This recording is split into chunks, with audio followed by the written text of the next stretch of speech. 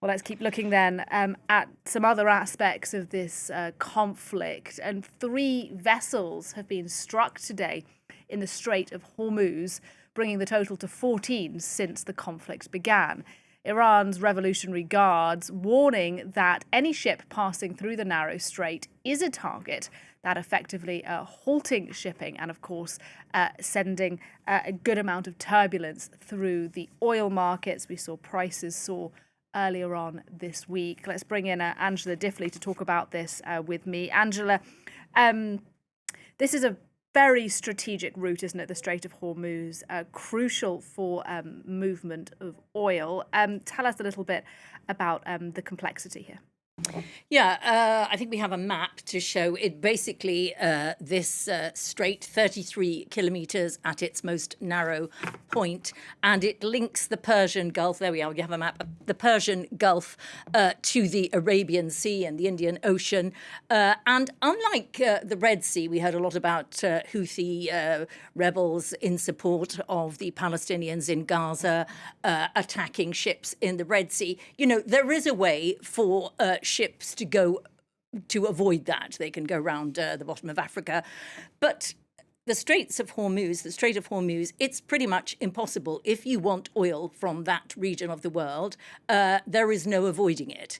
And so for exports out, tankers leaving with oil or tankers going in to collect it, there is no choice but to do this. So it is extremely strategic. It seems astonishing that the Americans weren't better prepared for this somewhat obvious move. The Iranians have decided clearly to try to reduce oil supply, to force up prices, and to put Donald Trump in an extremely difficult position. Also, of course, these Gulf oil countries who sell oil, their income is seriously down. They will now be asking Donald Trump to end this thing quickly. It is the case that, for example, Saudi Arabia, the United Arab Emirates, they can get some of their oil out through pipelines, but it still involves a serious loss of income. And so this is a highly strategic area, and Iran is maximizing the weaponizing of this part of the world. And look, what more can be done? You mentioned the United States to try and allow the oil tankers to safely move through the strait. Yeah, well, we heard the Americans say they have eliminated 16 mine-laying vessels. Donald Trump said that if the Iranians plan to lay mines, then the consequences will be, he said, on another level.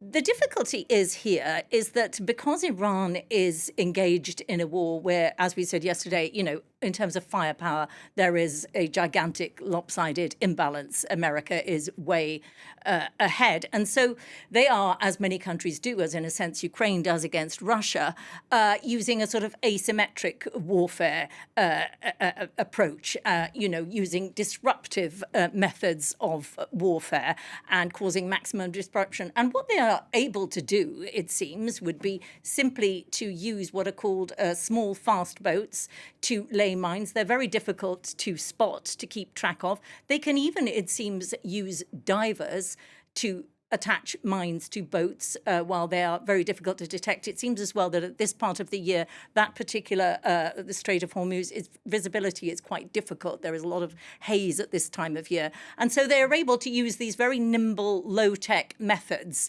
if they wish to lay mines.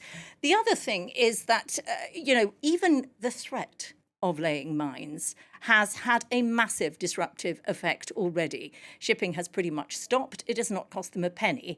And all they have done is waived a threat. And so, you know, it's interesting to see how they're using these methods to cause maximum disruption without having to spend very much. And on a wider level, it is something the United States is taking note of. If they are to escort ships, as they have said they might do. There was a brief moment yesterday when the U.S. Energy Secretary said the U.S. had escorted ships. That was quickly deleted. It was a social media post. It seemed they hadn't. But, you know, that American destroyers are there to protect American aircraft carriers. These are massively expensive war equipment and hardware. And to be using them on in an area where the Iranians are simply using divers or small boats seems extremely lopsided. They would also have to be covered by warplanes, by armed helicopters. It's very, very difficult. The French have also talked about escorting vessels so that shipping can get going again in that area. But Emmanuel Macron said not while the war is, in his words, hot. It's very, very difficult at the moment to see what's going to happen next on this. All right. Thank you very much.